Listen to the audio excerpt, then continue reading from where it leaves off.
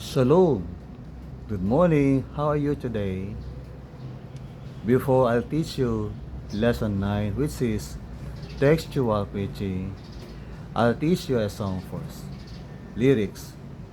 I am blessed, past tense, and I know that I am, since Jesus took control of my life. I am blessed, and I know that I am, because He walks with me every day.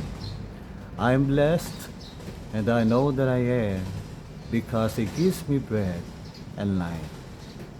And if you happen to ask me, how are you, my friend? The reply is, I am blessed. I am blessed. Praise the Lord. So, ako muna. I am blessed, and I know that I am, since Jesus took control of my life. I am blessed, and I know that I am, because He walks with me every day. I am blessed, and I know that I am, because He gives me bread and life. And if you happen to ask me, how are you, my friend?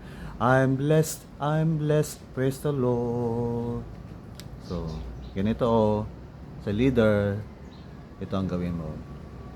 And if you happen to ask me, how are you, William Moore? Si William Moore sa audience ay tatayo at sasagot na, I'm blessed, praise the Lord. So, ang kanyang response ay ganito. Naka-thumbs up siya, nakaturo sa kanya sarili. I'm blessed, praise the Lord. Ganun. Pwede rin by group. And if you happen to ask me, senior citizens only.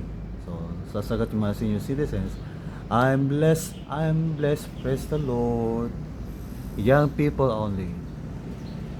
Mga tatay only. Mothers only. Musicians only.